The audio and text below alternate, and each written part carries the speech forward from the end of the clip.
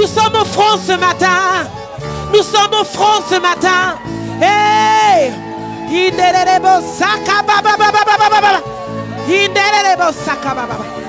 Alléluia. Alléluia.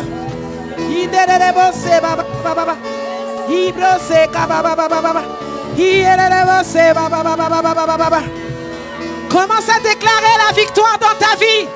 Commence à déclarer la victoire dans ta vie. Alléluia. Oh, sa présence est là ce matin. Sa présence est là ce matin. Sa présence est là ce matin. Hey! Ibrose baba baba baba. Liderebo baba baba. Ibrose derebo baba baba baba. Ibrose derebo soko baba baba baba. Ibrose baba baba baba. Ibrose derebo baba baba baba. Que quelqu'un prie, que les femmes de Dieu prient, que les femmes de Dieu prient, que les femmes de Dieu prient, que les femmes de Dieu prient, que les femmes de Dieu prient. Je suis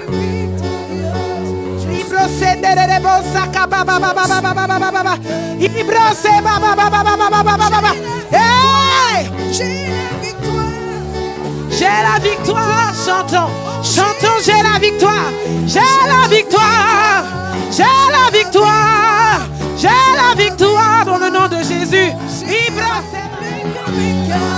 Alléluia.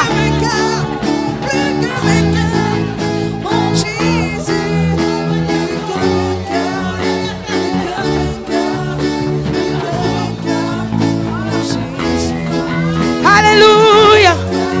J'ai la victoire. J'ai la victoire. J'ai la victoire. Ibrose baba baba baba baba baba baba baba. Victoire. Victoire. Alléluia. Je vais bientôt laisser le temps à la parole. Mais juste avant celui-là, ma servante de Dieu, j'ai besoin de toi.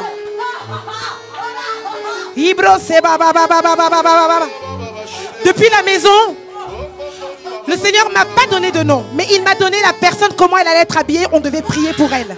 Parce qu'il y a une grande gloire qui vient sur cette personne. Venez voir. Viens lire, ma soeur. Regarde. Si tu peux lire à voix haute ce que j'ai noté là. J'ai vu avec un haut noir, j'ai donc prié pour elle. J'ai vraiment... Les choses de Dieu, il n'y a pas de confusion. Quand j'ai vu la servante Déborah, j'étais troublée parce qu'elle avait un truc noir. J'arrive, je vois encore la servante de Dieu. Je dis, oulala, dans ce ministère, il y a un truc qui se passe là. J'aimerais qu'on puisse vraiment, même si ce sont des servantes de Dieu, qu'on puisse prier pour ces deux servantes. Il y a quelque chose dans leur ministère qui va se passer. Pour la France, pour nous. Si elles peuvent s'approcher, s'il vous plaît, humblement, je vous demande. Mettez-vous devant. Si je peux demander à l'homme de Dieu, il va prier pour elle. Alléluia. Et on continue, j'ai la victoire. Oh, j'ai la victoire. J'ai la victoire. J'ai la victoire. Jésus. Tout genou fléchira. Toute langue confessera. Alléluia. J'ai la victoire. J'ai la victoire. J'ai la victoire. C'est baba. Ibro c'est baba. Alléluia. Hey, hey, hey, hey, hey. Shamdara la basaka yele bosse. Yikere le bosse. Ibraba, Ibraba, Indere, Ibraba saka baba baba baba baba. La victoire. J'ai la victoire. J'ai la victoire. J'ai la victoire. Jésus. Père, dans le nom puissant de Jésus-Christ de Nazareth. Père, nous t'invoquons dans le nom de Jésus-Christ de Nazareth.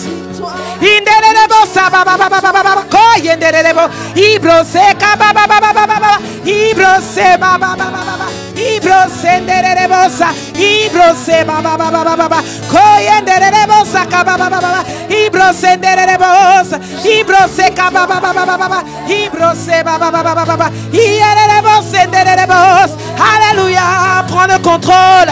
Jéricho tombe. Oh, les murs de Jéricho tombent. Dans ta vie au nom de Jésus. Au nom de Jésus. Au nom de Jésus. Alléluia. Dieu est là. Amen. Dieu est là. Alléluia. Et je sais qu'il va faire des grandes choses. Il a déjà commencé. Et il va continuer. Amen. Qui c'est qui est heureux d'être dans la présence de Dieu? Amen. Alléluia. Alléluia. Alléluia. Je sens tellement la présence de Dieu. Amen. Dieu est merveilleux comment il fait les choses. Je sais déjà que Dieu va faire des grandes choses parce que toute la semaine, ça a été des guerres pas possibles et des luttes pas possibles. Gloire à Dieu pour les guerres, gloire à Dieu pour les luttes. Amen. Même jusqu'à ce matin. Amen. Alléluia. Et ce qui m'impressionne vraiment à chaque fois, c'est comment la puissance de Dieu, comment il fait. On est témoins, Déborah et moi, on ne s'est pas du tout vus pendant au moins 2-3 jours. On s'est juste eu par téléphone, vite fait, pour quelques détails. Et j'ai été avec une amie à moi qui est ici, Mercedes, qui vient de Genève pour la conférence. Et hier, on a été faire un peu de shopping. Et il y avait cette veste que j'avais vue depuis très longtemps. Et j'ai dit, cette veste, il faut que je l'ai pour la conférence. Et Dieu a fait que Dieu a pourvu, parce qu'hier c'était le Black Friday, donc il a été bon avec moi. Et quand je suis arrivée, je savais déjà comment j'allais m'habiller. Et quand j'ai ouvert la porte et que je suis rentrée dans la salle, j'ai dit, non, il y a vraiment quelque chose, une connexion divine. Quand j'ai regardé Déborah, du coup j'ai fait comme ça, je me suis regardée, j'ai dit, il y a vraiment une connexion divine. Il y a vraiment quelque chose. Mais ça, c'est que Dieu qui peut faire ça. Ni l'homme, ni personne peut faire des choses comme ça. Amen. En premier, je tiens à remercier vraiment Dieu pour cette invitation, pour cette grande porte ouverte, pour cette conférence de femmes. Amen. Deuxièmement, j'aimerais remercier la chantre Deborah Kunda. Amen. Son mari. Amen. L'apôtre. Toutes les femmes qui sont ici pour la confiance, pour l'invitation. Amen. J'aimerais louer la vie de chacune de vous. Vous êtes toutes précieuses en Christ. Merci d'être ici parce que Dieu a un grand plan pour vous ce soir, cet après-midi, une grande parole. Et ouvrez vos cœurs que Dieu va faire des grandes choses. Amen. Alléluia. On va ouvrir notre Bible. Quand je me préparais, on va ouvrir à Esther. Quand je me suis préparée ça fait déjà plus d'un mois, je priais au Seigneur vraiment pour savoir qu'est-ce qu'il voulait donner à ces femmes comme parole. Parce que je suis quelqu'un qui vraiment remet tout dans les mains du Seigneur parce qu'aujourd'hui, il y a tellement de choses qui sont prêchées par la chair, les émotions, par les sentiments, en disant « Ah, les femmes, elles ont besoin de ça aujourd'hui. Ah, moi, je vais prêcher ça. » Et tristement, seulement Dieu sait ce que vraiment les femmes ont besoin. Seulement vraiment le Saint-Esprit sait qu'est-ce qui doit être dit aujourd'hui. Et quand je me préparais, le Seigneur m'a dit « Esther ». On va parler d'Esther. Je vais beaucoup parler aux femmes à travers Esther. Amen. Alléluia. Donc nous allons parler d'Esther aujourd'hui, qui est une grande femme qui a changé une nation. Amen. Gloire à Dieu. Alléluia. Amen. Nous allons ouvrir à Esther au chapitre 1, s'il vous plaît. On va faire un peu de lecture avant que je rentre dans la parole pour que vous puissiez en premier comprendre un petit peu qu'est-ce que Esther a fait, qui est Esther, et après nous rentrerons dans la parole. Amen, gloire à Dieu.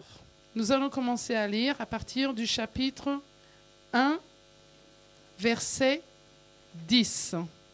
Qui a trouvé du Amen? Amen. Ça dit ceci.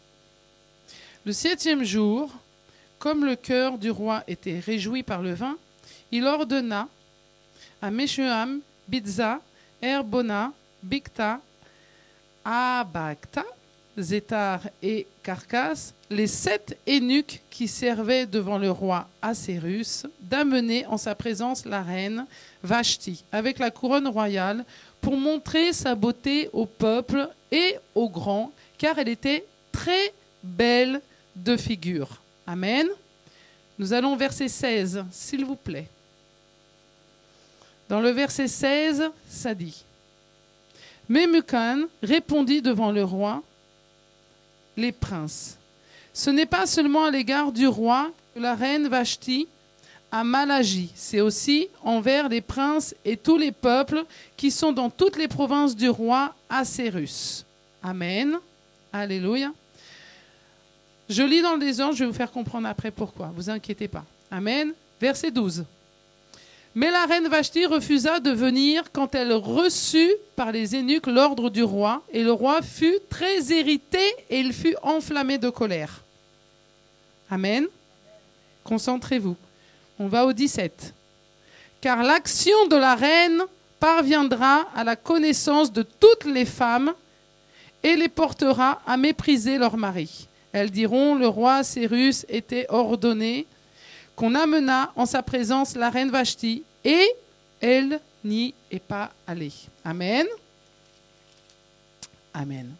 On va aller après au chapitre 2, s'il vous plaît. Tout le monde a trouvé? Amen. Je laisse un peu de temps. Vous avez trouvé? Amen. On y va. On va partir du verset 1. Après ces choses, lorsque la colère du roi Assérus se fut calmée, il pensa à Vashti, à ce qu'elle avait fait et à la décision qu'il avait été prise à son sujet. Alors ceux qui servaient le roi disent qu'on cherche pour le roi des jeunes filles vierges et belles de figure, que le roi établisse dans toutes les provinces de son royaume des commissaires chargés de rassembler toutes les jeunes filles vierges et belles de figure à Suse. Amen. Alléluia. Nous allons aller au verset 5. Il y avait à Suse, la capitale, un juif nommé Mardoché, fils de Jaïr, fils de Chamiré, fils de Kise, homme de Benjamin qui avait été amené de Jérusalem par les captifs déportés par Jéconia. Par Jéconia, roi de Juda, par Nebuchadnezzar, roi de Babylone. Il élevait Hadassa, qui est Esther, fille de son oncle, car elle n'avait ni père ni mère. La jeune fille était belle de taille et belle de figure. À la mort de son père et de sa mère, Mardoché l'avait adoptée pour fille. Et là, nous allons au verset 17, s'il vous plaît. Le roi aima Esther plus que toutes les autres femmes, et elle obtint grâce et faveur devant lui, plus que toutes les autres jeunes femmes. Elle mit la couronne royale sur sa tête. Je répète, il mit la couronne royale sur sa tête. Il la fit reine à la place de Vashti. Amen. On va s'arrêter là pour le moment. Amen. J'ai lu tous ces petits passages parce que j'ai plein de petits passages que le Saint-Esprit, j'aimerais discuter et parler avec vous. Amen. Quand j'ai vu l'invitation que Déborah a faite, c'est écrit « Femme, porte ta couronne ». Amen. Porte ta couronne, c'est prends ta place, retrouve-toi, ressuscite-toi. Qui tu es? Quelle est la couronne de la femme? Amen. Quelle est l'identité de la femme? Femme, porte ta couronne. Ça veut dire qu'il y a des femmes qui n'ont plus de couronne. Il y a des femmes qui ne portent plus de couronne. Vous savez, aujourd'hui, il y a tellement de choses dans la vie d'aujourd'hui, tellement d'attaques, les choses vont tellement vite, le monde ne prend pas de repos, le monde va à 200 à l'heure, qu'aujourd'hui, la femme, c'est facile qu'elle perd sa place, parce qu'aujourd'hui, on vit dans un monde où la femme, aujourd'hui, c'est dur qu'elle trouve sa position. Entre les familles, les religions, différentes religions, qu'est-ce qu'on dit de la femme, comment elle doit être, qu'est-ce qu'on attend de la femme doit être une mère au foyer, la femme doit être une maman, la femme doit être une travailleuse, la femme doit être une servante de Dieu. Et dans tout cela, c'est pas facile pour la femme de trouver sa position et de gérer tous les rôles qu'elle doit faire. Comme on dit souvent, au brésilien, il y a une petite expression qu'on dit que c'est pas méchamment. On dit que l'homme a 2 boîtes et la femme a plein de boîtes dans la tête. Quand l'homme fait une action, il arrive à en faire une deuxième, la femme, elle arrive à ouvrir 10 000 boîtes dans la tête. En même temps qu'elle cuisine, elle peut être au téléphone, elle peut surveiller l'enfant, elle peut répondre au voisin qui est à côté, et donc elle arrive à gérer 10 000 boîtes. C'est une expression, et donc quand elle commence à réfléchir, elle est déjà dans la 2e boîte, qu'elle est déjà dans la 3e boîte, et la 4e boîte, c'est déjà ouverte. Que des fois, ça c'est la femme. Maintenant, aujourd'hui, comment est la femme? Esther, c'est une grande femme qui a changé un peuple, qui a changé une nation. Ça ne s'est pas fait du jour au lendemain. Tout a commencé par Vashti. Le roi était marié, il y avait une reine, et il organisait un festin, il organisait un banquet, et sa femme était très très très belle. Et il voulait montrer la beauté de sa femme aux gens. Seulement sa femme, orgueilleuse et arrogante, était aussi en train de faire une fête dans ses appartements, et a dit « Pourquoi je me déplacerais? Pourquoi j'irais voir le roi? Est-ce qu'il croit que je suis juste quelque chose à montrer comme ça? Non, je n'ai pas envie d'aller voir le roi. Dis-lui que j'irai pas voir le roi. J'ai pas envie de me déplacer. » Et le roi donc était en colère. Et comme le roi était en colère, les gens qui travaillaient avec lui, les eunuques et toute personne, ont dit « Roi, il faut que tu prennes une décision. Tu peux pas accepter ça. Tu te rends compte? Elle est la reine. Et la reine représente donc toutes les femmes de la nation parce qu'elle est l'image. Donc si elle fait ça, ça va permettre que toutes les autres femmes fassent la même chose. Ça va permettre que toutes les femmes vont traiter leur mari de la même manière. Et oui, hélas, une femme, un mauvais exemple, peut donner un mauvais exemple pour tellement de femmes. Une femme dans un ministère qui ne se comporte pas correctement peut emmener tout le ministère à une déchirure et à une rupture totale. Une femme a une position, a un rôle, et cette femme n'a pas voulu se déplacer. Imaginez comment le roi s'est senti. Imaginez les gens de la cour. Où est la reine? Pourquoi elle ne veut pas se déplacer? Alors ils ont décidé quelque chose. Il faut l'expulser. C'est pas bon. C'est pas la bonne reine. Ça peut pas continuer comme ça. On peut pas avoir cette femme qui décide de faire ce qu'elle veut. Elle n'est pas soumise. Elle a un mari. Tu dois te soumettre à ton mari. Et donc, parce que j'aimerais vraiment parler après d'Esther, c'est pour ça que je rentre pas dans les détails, Vashti a été expulsée. Ils ont fait une loi comme quoi c'est pas bon. Il faut décréter que Vashti ne sera plus la reine et on va trouver une nouvelle reine. Vashti prend ses affaires et sort du royaume. Le roi est triste, il n'a plus de reine. Alors il décide de lui trouver une nouvelle reine. Alors il commence à aller dans toutes les provinces, aller partout et chercher des femmes qui sont belles, qui sont magnifiques. Et dedans, on découvre Hadassa. Hadassa est une jeune fille juive qui a tout perdu. Pas de père, pas de mère, qui n'a plus rien et qui est élevée par son oncle, Mardoché. Et elle est très belle, et elle est repérée, et elle va dans le royaume, elle va là se préparer, et il commence à... Vous savez, il y avait toute une préparation pour les femmes pour qu'elles apparaissent devant le roi. Aujourd'hui, on se met un peu de poudre, un peu de mascara, mais à cette époque-là, elles devaient prendre des bains, des huiles, traiter la peau, se faire belle. Si on étudie le livre d'Esther, Esther, elle a été mise dans le royaume, elle a été mise dans la cour, mais elle n'a pas apparu au roi au bout d'une semaine. La Bible dit que ça a pris des mois, le temps qu'il travaille la peau, les cheveux, qu'il la rende magnifique, qu'il la rende belle. C'était toutes les femmes qui étaient comme ça. Tout a un temps dans la vie. Tout a un temps dans la vie. Tout a un temps dans la vie. Tout est préparé, tout a un temps. On ne s'apparaît pas devant le roi de n'importe quelle manière. On n'apparaît pas devant Dieu de n'importe quelle manière. Tout a un temps. Et une fois qu'elle était prête et belle, ils ont apporté plein de femmes. Mais il y en a une qui a fait la différence. Il y en a une qui était différente de tout le monde. Elle, je suppose, et j'en suis sûre, qu'elle n'avait pas seulement cette beauté dans ses cheveux, dans son parfum, dans cette peau qui a été travaillée pendant un mois dans des huiles essentielles. Elle avait plus que ça sur elle. Elle avait été choisie par le Seigneur. Elle avait la gloire de Dieu sur elle. Elle avait un brillant différent sur son visage. Et quand le roi l'a vue, tout de suite, il l'a choisie. Il a vu que c'était elle. La Bible dit qu'il a posé la couronne royale sur elle. Il a posé la couronne royale sur sa tête. Et elle a été mise comme reine auprès du roi. Maintenant, je vais être un petit peu plus profonde. Et maintenant, je vais rentrer dans les détails. Vashti, en vérité, était reine pour un temps déjà dans le plan parfait de Dieu. Vous savez pourquoi Vashti n'est pas venue auprès du roi? Parce que Dieu déjà avait un plan pour élever Esther, pour sauver sa nation. Dieu a permis de fermer le cœur de Vashti parce que Dieu voulait qu'Esther rentre pour sauver son peuple. Vashti n'a pas dit non, je ne viens pas parce que je n'ai pas envie de venir ce soir. Vashti n'est pas venue parce que tu as dit ton heure est terminée. Aujourd'hui, je dois sauver mon peuple d'Israël. Je dois mettre une nouvelle femme ici. Une femme qui va prendre autorité, qui va se positionner, qui va porter la couronne et qui va sauver un peuple entier. Tout a un plan. Tout a une raison dans le plan parfait de Dieu. Rien n'est coïncidence. Vashti est partie pour que Esther prenne place, car c'était l'heure pour que le peuple de Dieu soit sauvé. Esther est arrivée. Esther a pris la couronne. Elle aurait pu très bien dire, je suis reine. Oh, regardez toutes mes richesses. Regardez comment je suis belle.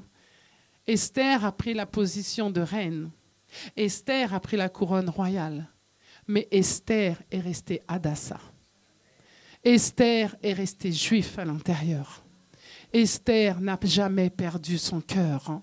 Esther n'a jamais perdu ses racines. Esther n'a jamais oublié d'où elle venait. En tout temps, quand elle était dans le palais royal, elle traitait les eunuques d'une grâce, d'une douceur, d'une gentillesse. Quand vous étudiez le livre d'Esther, vous verrez qu'elle avait une grâce, qu'elle était douce, qu'elle traitait tout le monde correctement. Seulement un jour, elle découvre qu'il y a un homme méchant qui veut tuer tout son peuple et qui fait des choses pas bien, qui fait même signer au roi un décret pour tuer tous les Juifs et anéantir tous les Juifs et terminer le peuple. Seulement Esther s'aperçoit qu'il y a quelque chose à travers Mardochée qui l'aide et la vérité s'ouvre à ses yeux. Je ne rentre pas dans tous les détails, parce que je veux me focaliser sur Esther. Et la vérité s'ouvre. Et Esther décide de faire quelque chose. Esther, on parle de Esther, la reine qui mange des plats succulents, qui a vraiment une autorité. Esther décide de s'humilier, de jeûner.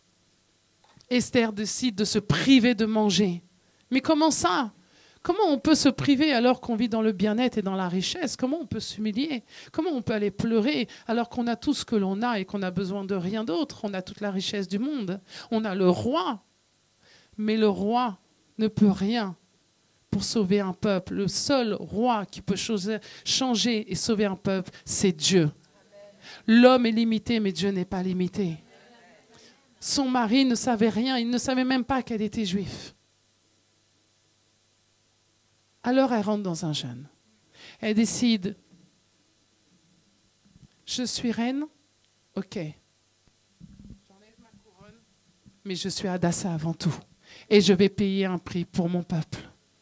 J'oublie la richesse, j'oublie la beauté de ce royaume, j'oublie les succulents mets, et je vais m'humilier aux pieds du Seigneur. Parce que malgré toutes les richesses que je peux avoir, malgré tout ce que je peux manger, malgré tout ce que l'on peut me donner, mon peuple vaut plus que tout ça.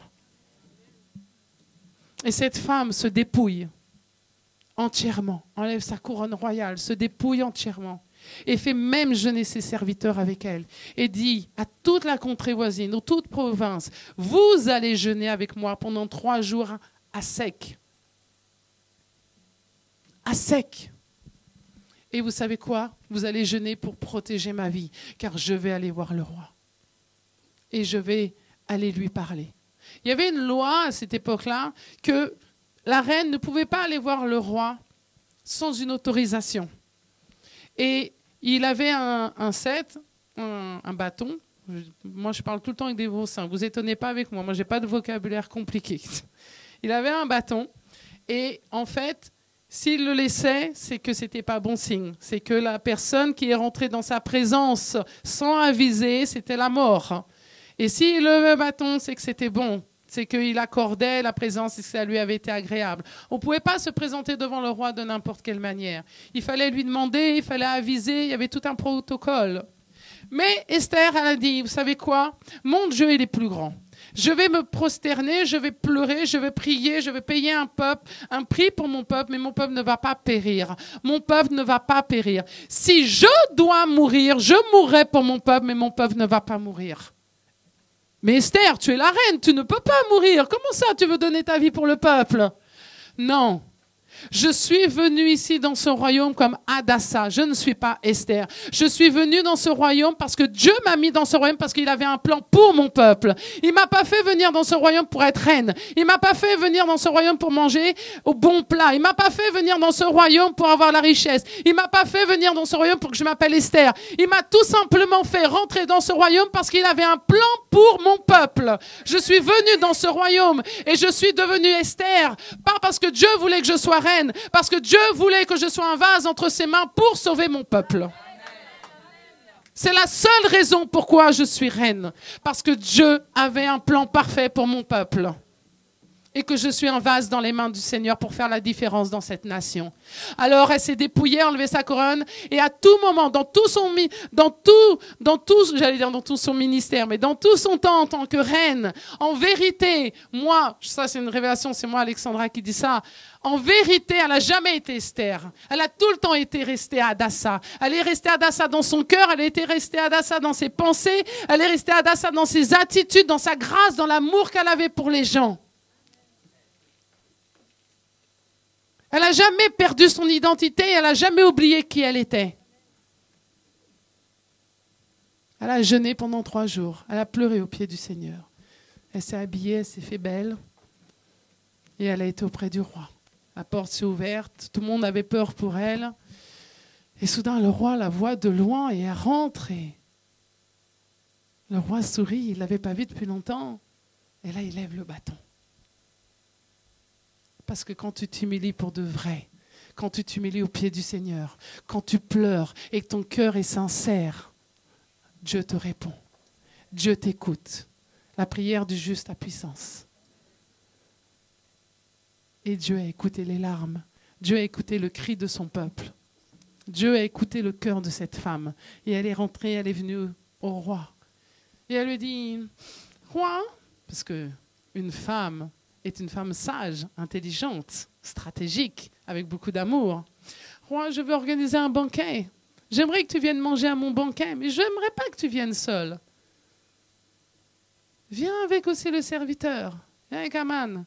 Et là, ok, nous viendrons et nous viendrons manger. Et ils y vont, ils s'installent. Le banquet, Esther fait un banquet, il les reçoit avec beaucoup d'amour, beaucoup d'affection. Comment veux-tu, mon roi? Comment tu vas? Oh, ton banquet est magnifique. Que veux-tu? Je te donne tout ce que tu veux. Demande-moi ce que tu veux. Demande-moi et je te donnerai. Dis-moi. La femme sage, elle a de la patience. Pas maintenant, mon roi. Pas maintenant, mon roi. Reviens demain. Reviens dans quelques jours, je refais un autre banquet. Reviens. La persévérance, la stratégie. Deuxième banquet. Et là, elle y va. Et là, ils y retournent. Et ils vont manger. Mon roi, est-ce que tu es au courant? Au courant de quoi? Que cet homme veut détruire mon peuple? Comment ça, ton peuple? Et là, il découvre toute chose.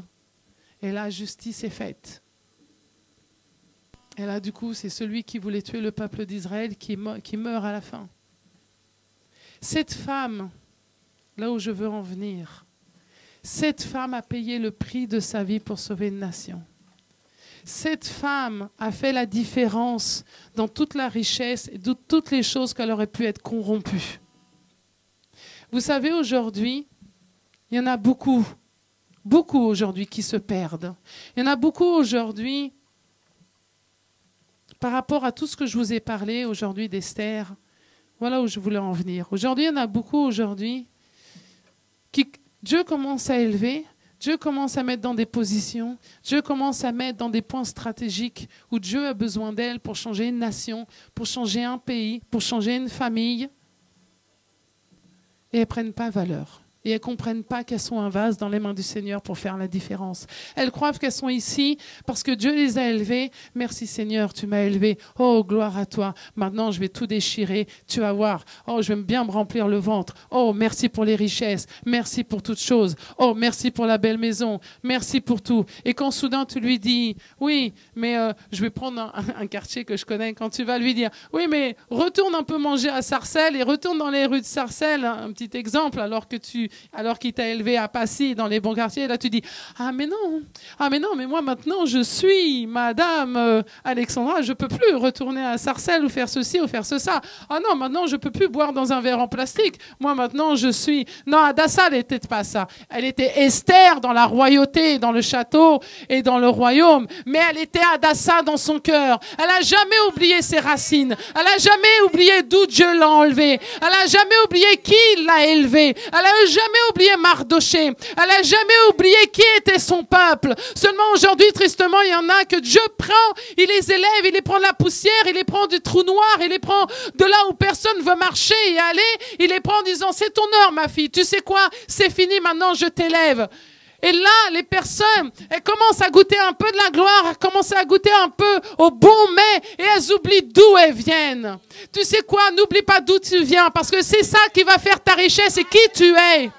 C'est pas le fait d'où tu es maintenant qui fait qui tu es. C'est d'où tu viens qui fait que tu es. Parce que tu fais la différence. Parce que tu montres la gloire de Dieu. Pourquoi Esther, elle était comme ça, une femme si belle, si riche? Elle était plus riche intérieurement qu'extérieurement. Parce qu'elle n'a jamais oublié ce qu'elle a mangé.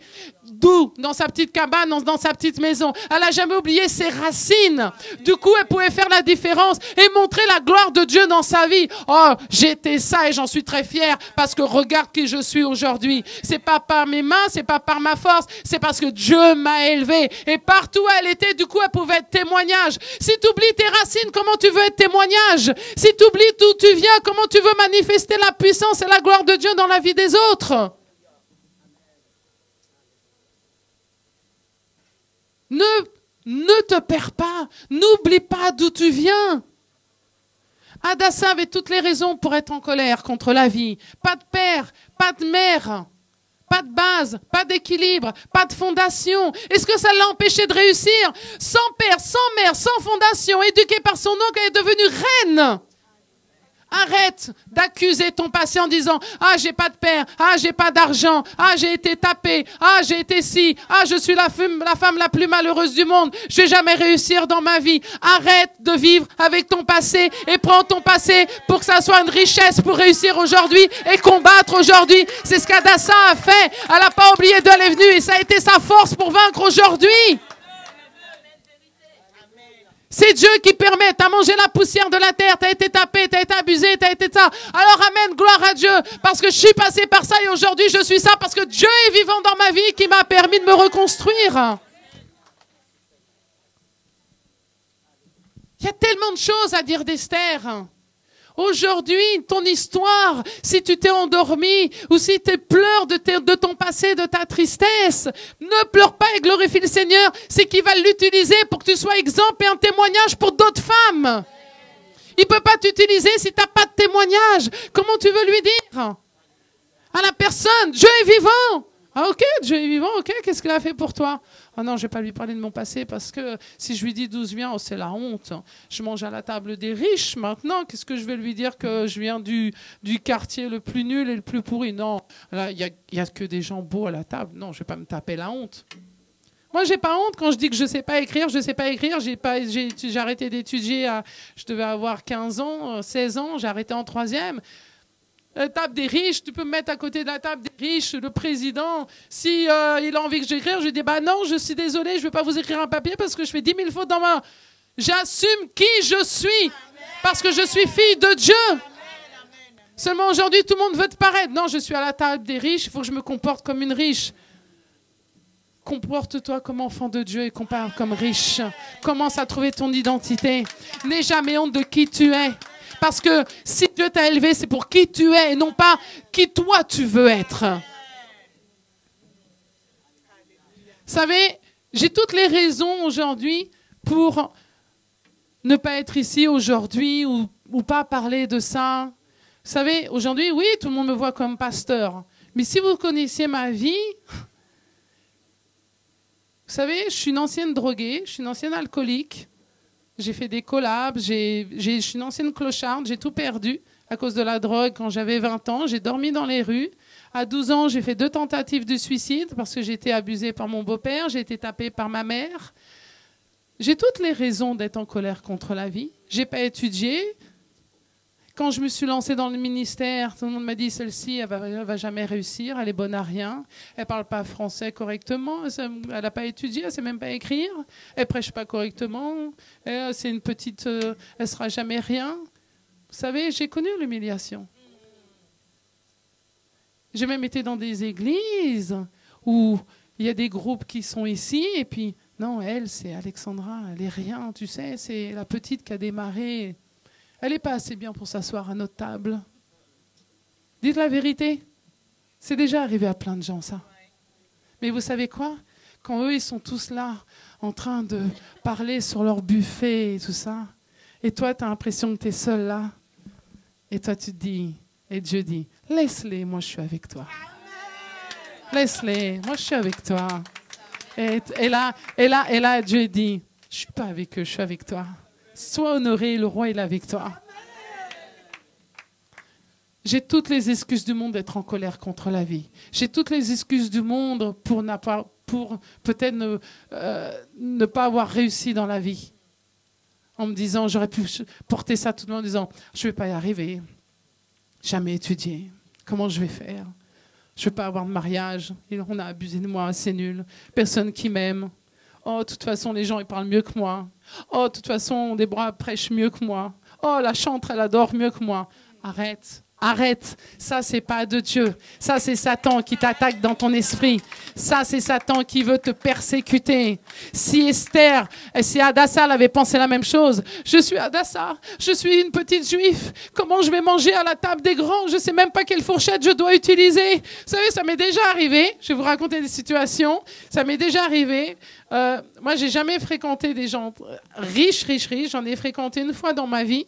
Et ça m'est déjà arrivé d'être à table où je me dis, purée, si je me plante de fourchette, purée, si je me loupe, si je fais tomber à manger, mange tout super.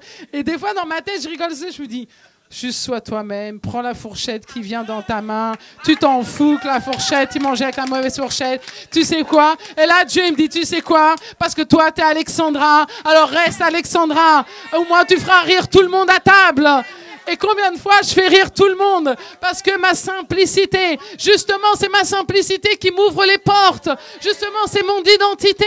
Tu peux pas être l'identité de la voisine. Aujourd'hui, les gens veulent prêcher. Purée, qu'est-ce qu'elle prêche bien? Ok, comment elle a dit? Il faut que je prêche comme elle. Oh, qu'est-ce qu'elle s'habille bien? Il faut que je sois comme elle. Tu n'es pas elle. Tu n'es pas Esther. Tu n'es pas. Tu es toi. Si Dieu t'utilise toi, c'est qu'il aime la manière que toi tu vas parler. Si il te vestit comme ça, c'est que Dieu veut que tu te vestis comme ça. Si tu marches comme ça, eh ben, vous savez, j'ai été dans plein d'églises. Il y a quelque chose, c'est une relation entre moi et Dieu que je dirais pas. Je monte pas sur l'altar avec des chaussures.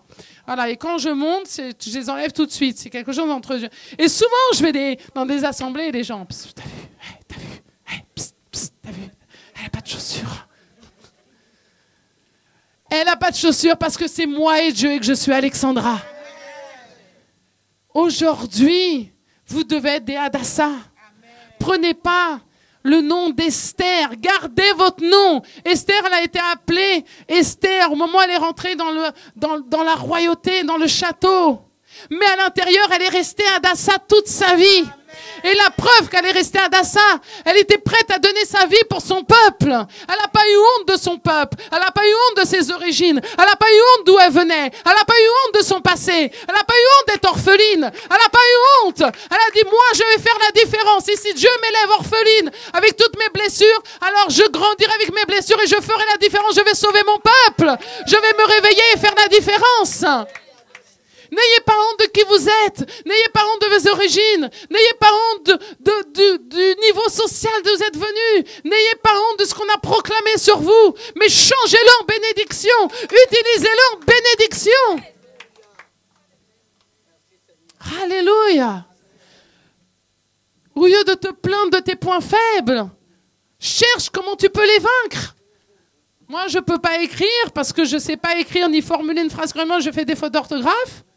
Et Dieu m'a prophétisé que j'allais écrire un livre. Et j'ai dit, pendant 1 an, je suis restée en combat avec ça. J'ai dit, Seigneur, il est hors de question que j'écrive un livre. Il est hors de question que j'écrive un livre. Il est hors de question. Est-ce que tu as bien compris, Dieu? Parce que moi, j'ai une relation très marrante avec Dieu. J'ai dit, tu as bien compris, hein?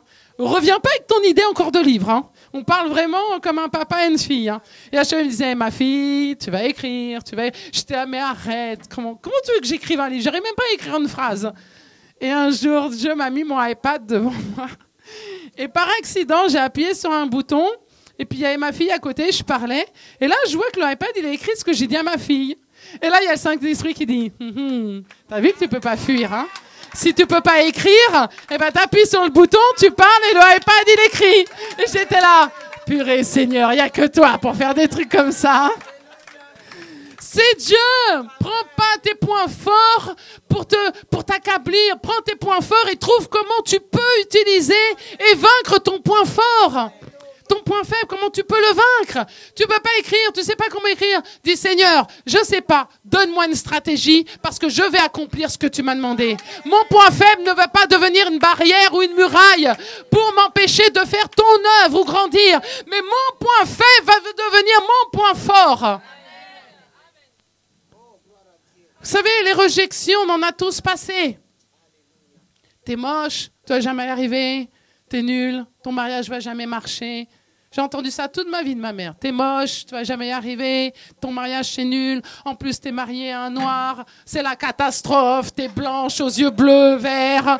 Vous savez, c'est comme dans les films comédies. Et en plus j'ai 4 métisses. 25 ans de mariage. 4 enfants.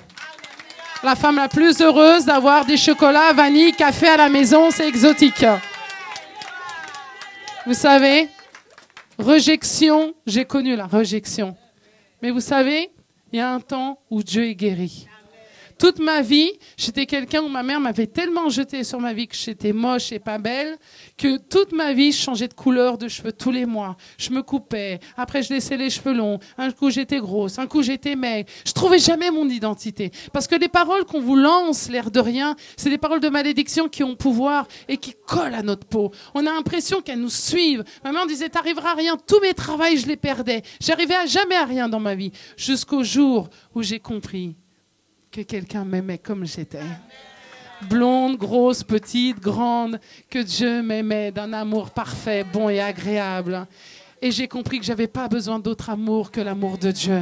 Que les autres personnes, si elles veulent m'aimer, elles peuvent m'aimer. Si elles veulent pas m'aimer, l'amour de Dieu me suffit. Vous savez, les rejections, vous en aurez. Les paroles, vous en aurez jusqu'à aujourd'hui. Aujourd'hui, maintenant, c'est en tant que pasteur qu'on est critiqué, lapidé. Vous en aurez toujours. Seulement, vous faites comme ça. Moi, je suis enfant de Dieu. Dieu m'aime. Dieu m'aime. L'amour de Dieu, quand tu sens l'amour de Dieu te suffit. Tu n'as plus besoin de l'amour du monde. Tu n'as plus besoin des éloges des gens. S'ils veulent t'en donner, amen, gloire à Dieu, c'est bon à recevoir. S'ils veulent pas t'en donner, l'amour de Dieu te suffit, femme. L'amour de ton Père te suffit, femme. L'amour de ton Créateur te suffit, femme. Tu n'as pas besoin de l'amour d'ailleurs. Quand tu as vraiment une rencontre divine avec le Seigneur, quand tu as vraiment une rencontre puissante avec Dieu, tu t'aperçois que l'amour de Dieu te suffit. Elle te remplit, tu débordes. Et tu n'as pas besoin de chercher ailleurs. Tu es tellement en extase, tu es tellement rempli, tu dis « Alléluia, gloire à Dieu, tu m'aimes et ça me suffit. Alléluia !» Sur toutes ces choses, aujourd'hui, je vous encourage à retrouver votre couronne digne de femme. Non, tu n'es pas une bonne mère. Non, tu n'es pas une épouse. Non, tu ne sais pas cuisiner. Va au pied du Seigneur que Dieu va t'enseigner. Va au pied du Seigneur que Dieu va faire. Moi, j'étais la pire femme de maison qu'il y avait il y a 4 ans de ça. Mon père m'a élevé, c'était travail, travail, travail, travail. Une femme ne pouvait pas rester à la maison, on ne peut pas rester sans argent, il faut travailler, travailler. Dès l'âge de 16 ans, je travaille. Aujourd'hui, moi, j'ai pas honte de mon âge, j'ai 44 ans. Dès l'âge de 16 ans, je travaille. À la maison, c'était pas connu, il ne faut pas travailler. Et il y a 4 ans de ça, le Seigneur m'a dit, ma fille, maintenant c'est fini pour toi. Je veux que tu t'occupes de la maison que je remets entre tes mains. Il y a 4 ans de ça, on a ouvert Dieu nous a demandé d'ouvrir une église avec moi et mon mari. J'ai dit, Seigneur, hors de question. Moi, sans activité, c'est pas possible. Qu'est-ce que je vais faire à la maison? Il m'a dit, maintenant, tu vas t'occuper des gens et des vies que je t'emmène et je veux que tu vives par la foi, dans l'abandon total. Je dirais non. Moi, j'ai besoin de mon argent, j'aime m'acheter mes trucs, il faut que je m'achète des chaussures, il faut que je m'achète machin, il faut que je m'achète plein de trucs. Non, moi, il faut que j'ai de l'argent dans mes poches. Et Dieu va dire, viens combattre contre moi, tu vas voir. Donc, j'ai perdu mon travail, comme par hasard, alors que j'y étais depuis des années. J'ai dit, d'accord, 1-0, Seigneur. J'ai dit, ok. Je recherchais du travail, toutes les portes se fermaient. J'ai dit, ok, ça marche. Je me laisse traiter. Dieu m'a brisé. Dieu t'enseigne, n'aie pas crainte Dieu t'enseigne de travail. Il m'a appris à comment gérer ma maison correctement. Je la gérais mal. C'était une catastrophe. J'ai une maison avec un étage. Ça m'a épuisée. Rien que de passer de la cuisine à la salle à manger, j'étais épuisée. Alors imaginez monter au premier étage. Et je montais, je descendais. Il n'y avait rien qui était organisé. Et quand la nourriture était prête, les vêtements n'étaient pas prêts. Quand les vêtements n'étaient pas prêts, il y avait un truc qui clochait. J'étais, ah, Seigneur, aide-moi, laisse-moi retourner travailler. Aïe, aïe, aïe. Et les enfants, oh, maman, t'es à la maison, viens nous chercher, viens nous emmener, viens nous chercher, viens nous emmener. J'étais, non, non, non, ça va pas le faire, ça. Ça va pas le faire. Soyez tous indépendants, réglez tous votre vie. Hein. Moi, je l'ai fait pendant... Et je dis, on va presser encore un petit peu, on va presser encore un petit peu, on va presser encore un petit peu. Et aujourd'hui, j'ai appris à devenir une femme de valeur. J'ai appris à prendre soin de ma maison, qui en fin de compte, j'ai appris que la maison est un bonheur. Que la maison, c'est là où on a une rencontre avec Dieu dans notre intimité. Tu ne peux pas avoir une rencontre avec Dieu avec l'église ou chez la sœur ou chez le voisin si tu n'as pas déjà une rencontre avec Dieu dans ta propre maison. Tu ne peux pas aller prêcher l'évangile et commencer à gagner des âmes si ta maison n'est pas en ordre. Qu'est-ce que tu vas t'occuper d'une église si ta maison n'est pas en ordre? Va t'occuper de ta maison et que ta famille est ton premier ministère. Va t'occuper de ta cuisine, de ton linge et de ton repassage. Et comment tu veux enseigner à une femme? Comment ça, ma chérie? Tu as des problèmes de ménage? Tu as des problèmes avec ton mari? Oh oui, bah, tu devrais faire ça, ça, ça. Et toi, tu rentres chez toi, tu n'as rien qui est en ordre. Tu ne fais même pas ce que tu enseignes à ta sœur. Faux témoignage. Faux témoignage. Un témoignage, c'est quelque chose que tu vis tous les jours. Tu dois être un exemple. 4 ans aujourd'hui, je suis brisée. Vous savez pourquoi? Vashti, elle a été expulsée. Parce que c'est important. Elle donnait un mauvais exemple. Elle est femme de roi. Tu dois être soumise à ton mari. Tu dois être une femme de valeur, une femme d'excellence. Tu dois représenter les femmes là où tu es parce que toi, tu es femme de Dieu. Les gens, quand ils te voient, ils doivent voir Jésus-Christ en toi. Les gens, quand ils t'entendent, ils doivent entendre Jésus-Christ en toi. Les gens, quand ils s'assoient à côté de toi, ils doivent sentir la présence de Dieu et un bien-être en toi. Les gens, ils doivent voir que tu es un exemple. Si tu n'es pas un exemple, comment tu veux gagner des femmes à Christ? Comment tu veux prêcher la parole? Vashti n'était pas un bon exemple. Elle n'aurait pas pu continuer à rester. Le fait qu'elle a refusé de venir au roi, les femmes auraient fait la même chose. Vashti l'a fait. Mon chéri, moi aussi, je le fais. La reine l'a fait. Non, ça ne marche pas comme ça. C'est pour ça que Dieu a mis une reine avec une humilité, avec une grâce, avec un amour pour son mari, un amour pour Dieu. Et quand toutes les femmes d'Israël, de Jérusalem ont vu cette femme, se sont vues en elle. Nous devons être comme Hadassah. Nous devons être humbles et douces comme Hadassah. Nous devons être respectueuses comme Hadassah. Nous devons payer un prix pour notre famille et notre pays comme Hadassah. Nous devons prendre soin de notre famille comme Hadassah. Vous savez, le plan de Dieu était parfait dans la vie d'Esther. Vous êtes des Esther. Certainement, Dieu vous a mis dans des endroits pour bouleverser et changer une histoire. Vous n'êtes pas dans un endroit. Tu n'es pas au travail par hasard. Tu n'es pas dans cette famille par hasard. Tu n'es pas avec ton mari par hasard. Tout ce que tu vis n'est pas un hasard. Comme je l'ai dit, Vashti n'est pas venue, pas parce qu'elle ne voulait pas, parce que déjà, Dieu avait signé le plan parfait de faire venir Esther dans la royauté pour sauver le peuple d'Israël. Il n'y a pas de coïncidence. Tout, en fin de compte, sur la vie d'Esther et la vie de Vashti, c'est rien qu'elles ont contrôlé. Tout était dans le plan parfait de Dieu pour sauver un peuple. En fait, Esther et Vashti étaient juste des vases dans les mains du Seigneur pour un peuple. Il n'y en a aucune qui s'est fait enlever du château. Et il n'y en a aucune qui est venue au château juste pour être reine ou être enlevée reine. Tout était dans le but d'un peuple. Sauver un peuple. Vous êtes ici pour sauver le peuple. Vous êtes des femmes choisies et élues pour faire un changement radical dans la France et dans d'autres pays. Vous êtes des élus du Seigneur. Vous êtes des femmes choisies avec des appels et des ministères. Vous êtes des femmes de valeur. Vous êtes des femmes des épouses merveilleuses, des mamans merveilleuses. Vous êtes des femmes belles, radieuses, qui a la grâce.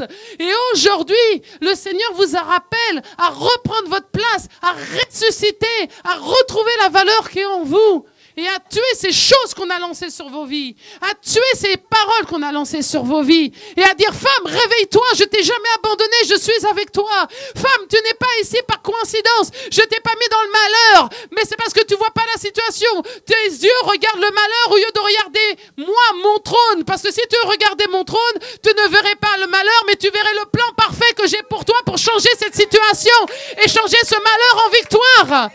Mais comme tes yeux sont fixés sur le malheur, tu vois que la tristesse et tu ne vois pas mon plan parfait que j'ai pour toi. Souvent, on est dans des situations, on dit, mais qu'est-ce que je fais là? Il y a tout qui va mal, il n'y a rien qui va, pourquoi tu m'as mis là?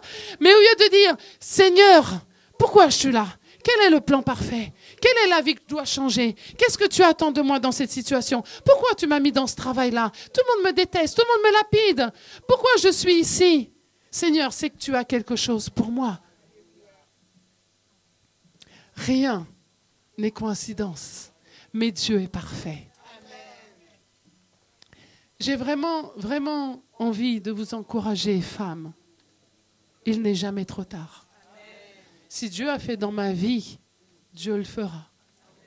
Si Dieu m'a guéri de la drogue, de l'alcool, des abus, de tout ce que j'ai pu passer, m'a sauvé de 2 suicides et encore de l'humiliation, même entre serviteurs, parce que on va être tous honnêtes, même entre serviteurs, on est lapidés et humiliés. Si aujourd'hui je suis encore debout, c'est parce que Dieu fait.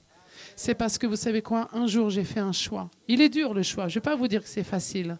C'est que aujourd'hui j'ai décidé de mourir pour Dieu. Je ne vis que pour Dieu. Je ne vis de rien, je ne travaille pas. Aucune ressource, je vis que par la foi, mon matériel. C'est mon mari qui travaille, c'est mon mari qui nourrit la maison. J'ai une petite église familiale pour laquelle je ne changerai rien au monde. J'aime mon église, j'aime les enfants de l'église, j'aime ce que je fais. Facile? Non, pas facile. Je ne sais jamais si demain je vais manger. Je ne sais pas si demain j'ai à manger. Je vis au pied du Seigneur. Guéri, je suis guéri. Parce que Dieu m'a fait comprendre mes valeurs. Dieu m'a fait comprendre qui je suis à ses yeux. Dieu m'a fait comprendre qui je suis dans ses mains. Ma mère, pardonnée. Ma mère, je l'ai pardonnée. Aujourd'hui, je parle avec ma mère. Je reconstruis une relation avec ma mère. Ma mère sait que je suis pasteur. Ma mère sait que j'ai une église. Ma mère me trouve folle, me prend pour une folle et fanatique de vivre sans rien, de vivre dans la foi. Mais aujourd'hui, je lui prêche la parole. Un jour, récemment, je suis partie en vacances chez elle. Et ma mère, c'est quelqu'un où je ne peux pas prêcher la parole. Elle n'est pas encore prête pour ça. Mais je vous dis un secret. Je peux vous dire un secret? Je peux vous dire un secret? Tu n'as pas besoin de prêcher pour gagner une âme. Tu peux gagner une âme par tes attitudes. Tu n'as pas besoin de prêcher pour gagner une âme. Tu peux gagner une âme par tes attitudes. Et j'étais chez ma mère. Et à un moment, ma mère, elle a pété un plomb et elle m'a dit, Alexandra, c'est pas possible. Pourquoi tu es aussi calme que ça? Jamais tu pètes un plomb. Pourquoi tu es toujours dans la paix du Seigneur? Non, elle n'a pas dit ça. Ça, c'est moi, c'est mon vocabulaire maintenant. Pourquoi tu es dans la paix? Tu es tout le temps comme ça, là. Je dis, parce que j'ai Dieu, maman. Mais elle m'a dit, mais tu n'étais pas comme ça avant. Tu étais rebelle, tu étais méchante. J'ai dit, ben oui, mais maintenant j'ai Dieu, maman. Et quand tu as Dieu, tu es dans la paix. Et elle voit à travers mes attitudes. Ma mère, c'est quelqu'un que je ne peux pas parler de Dieu. Elle s'énerve. Mais je sais une chose, que je commence à la gagner à travers toutes les vacances que je passe avec elle. Je commence à la gagner à Christ à travers mes attitudes. Ma mère, qui ne m'a jamais aimée, qui m'a tout le temps détestée, c'est moi qui va lui faire des bisous. C'est moi qui va lui faire des câlins. Tu ne peux pas attendre de quelqu'un de te donner ce qu'il ne sait pas te donner. Je l'ai compris après, quand j'ai rencontré Dieu. Je déteste ma mère. Je déteste ma mère. Je déteste ma mère. Et Dieu m'a dit, pourquoi tu détestes ta mère? Tu lui demandes de te donner des choses qu'elle ne sait pas te donner. Tu lui demandes de t'aimer, elle ne sait pas t'aimer. Elle a été rejetée et tapée, donc c'est ce qu'elle sait faire, rejeter et taper. Seulement toi, aujourd'hui, tu as Christ dans ta vie. Retourne et va faire la différence parce que toi aujourd'hui tu n'as aucune excuse. Apprends-lui c'est quoi l'amour. Et aujourd'hui j'apprends à ma mère c'est quoi l'amour. Mes enfants sont utilisés pour lui donner de l'amour. Des fois je fais des lives à l'église ou sur Facebook. Puis à un moment je faisais des lives et un jour ma mère très orgueilleuse elle m'a dit oui s'il te plaît à l'église la prochaine fois mets le microphone correctement, ma petite fille, d'accord? Parce que j'entends pas sa voix quand elle chante. Et là, j'étais là. Ma mère, elle regarde mes lives. Ma mère, elle regarde mes lives. Ah, j'étais en larmes. Mais elle a pas voulu dire. Ouais, ma fille, je regarde tes lives et tout. Fallait qu'elle le dise côté colère. Ouais, mets le micro à ta fille. Hein, j'entends pas comment elle chante. Hein. C'est sa manière de dire. Je suis là, je vois ce que tu fais. Et je me suis dit, Seigneur, tu es vraiment vivant. Tu es vraiment vivant. C'est pas par la force, c'est par la violence, mais c'est par l'amour que vous allez gagner les âmes. C'est par ce que vous êtes devenus aujourd'hui, ce que Dieu a fait dans votre vie. Vous allez être témoignages et elles vont venir à Christ. J'aimerais vraiment vous encourager aujourd'hui à ce que vous ressuscitiez, à ce que vous repreniez place, à que vraiment vous repreniez votre couronne de femme. Que vraiment vous recroyez encore à vos promesses. Dieu ne ment pas. Vous savez, il y a quelqu'un ici qui est témoin dans la salle. Il n'y a pas plus témoin qu'elle de ce que Dieu a fait dans ma vie. C'est Brigitte. Brigitte, elle m'a connue chez un ami à nous qu'on a en commun, où j'étais absolument rien du tout. J'étais juste une personne que Dieu avait mis pour traduire quelqu'un.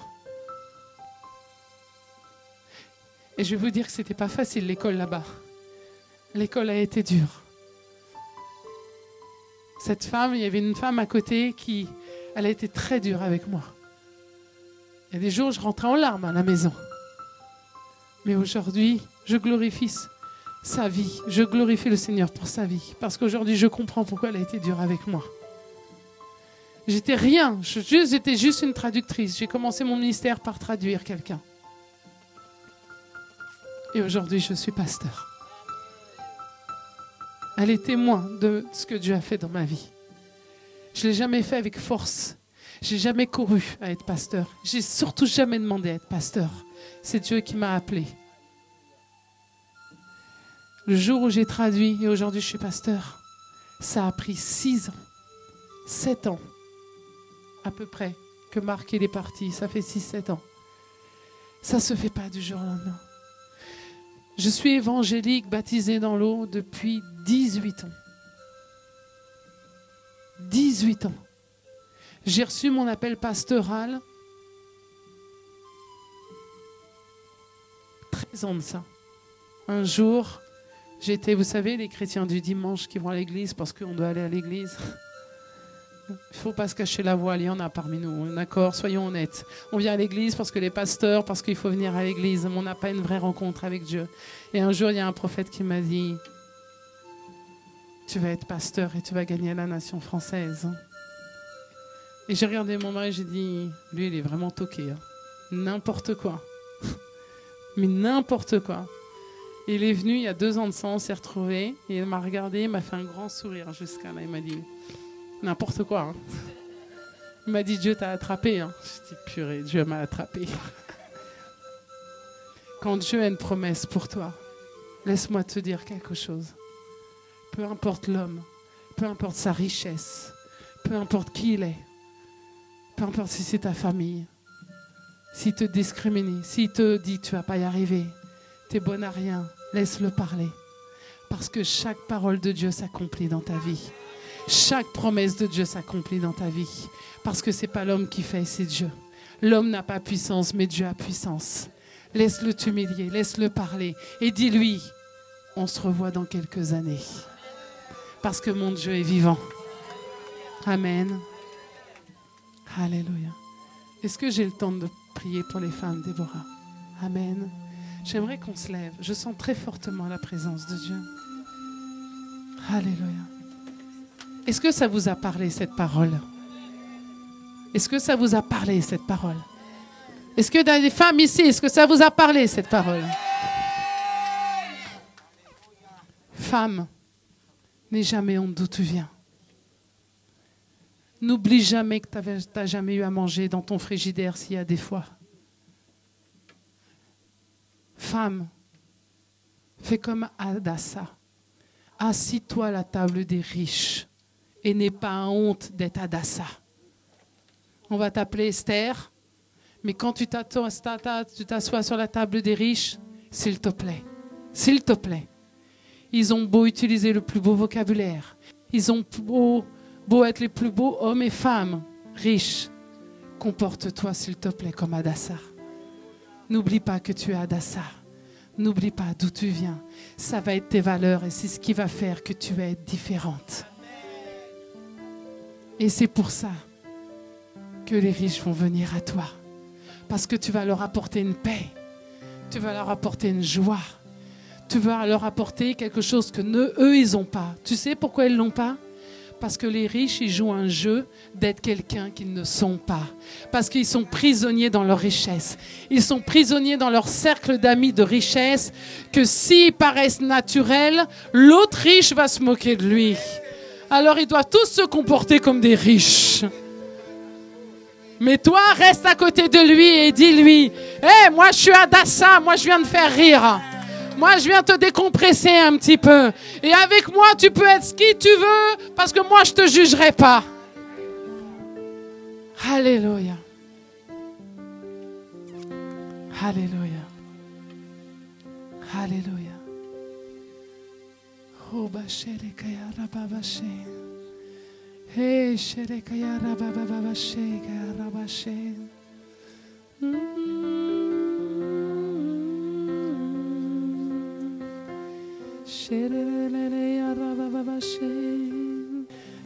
Dis-lui tes souffrances. Parce qu'il y en a beaucoup aujourd'hui qui te voient comme une femme de Dieu. Tu montes sur l'autel, tu es en pleine forme, tu es belle, tu rayonnes. Mais tu caches des choses. Il y a encore des souffrances en toi. Aujourd'hui, c'est fini. N'aie plus honte. Dis tes souffrances. Dis ce que tu aimerais que Dieu te guérisse. Remets ce que tu portes depuis des années, depuis trop longtemps. Aujourd'hui, le Seigneur veut te ressusciter. Le Seigneur veut te guérir. Il veut ressusciter ta position de femme. Il veut ressusciter ton ministère. Il veut ressusciter qui tu es. Oh, yoroba baba shere yara nanaye. Oh, ba shere yara nanaye. Le nom de Jésus, au-dessus de tout nom, le roi des rois, nul n'est semblable à toi. Le nom de Jésus, au-dessus de tout nom, Alpha et Oméga, Alpha, Oméga, nul n'est semblable à toi. Le nom de Jésus, Jésus, dessus de tout nom, le roi des rois.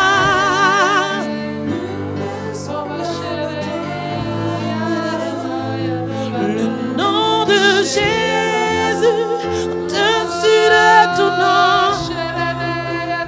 Alpha, Oméga, nul n'est semblable. Chantons Jésus, Jésus, oh, Jésus, crions le nom, Jésus, oh, Jésus, crions le nom, Jésus, Jésus,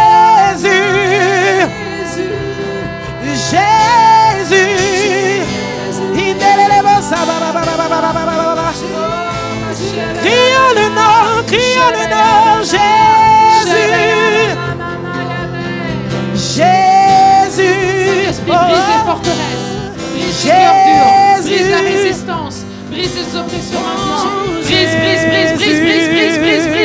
brise toutes les chaînes, qu'au moment où je vais ministrer, tout soit libéré, brise les résistances, brise les cœurs durs. Alléluia. J'aimerais maintenant appeler toutes les femmes. Vous pouvez continuer à ministrer. J'aimerais appeler toutes les femmes. Toutes les femmes.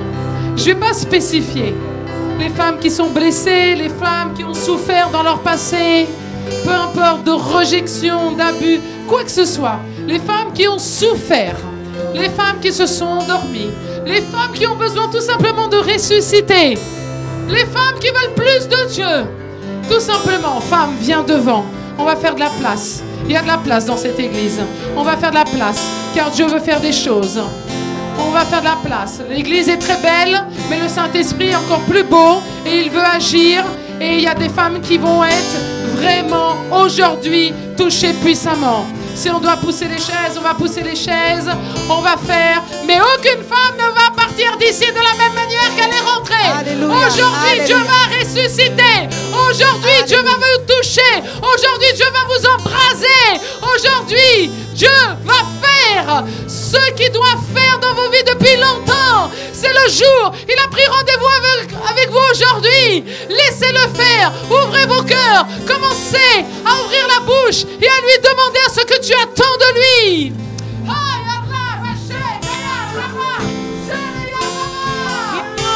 Ouvre ton cœur, parce que pour voir la gloire de Dieu, il faut avoir le cœur ouvert. Pour sentir la présence de Dieu, il faut avoir le cœur ouvert. Tu veux être embrasé, tu veux être emmené dans la gloire. Alors commence à ouvrir ton cœur, parce qu'il est là, il est vivant. Il a ressuscité le 3e jour. Il est plus sur la croix. Il est mort pour toi. Et il a emmené tous tes péchés. Il a emmené tous tes traumatismes. Il a tout emmené à la croix. Il a tout emmené à la croix. Tu es libre en Christ Jésus. Shek,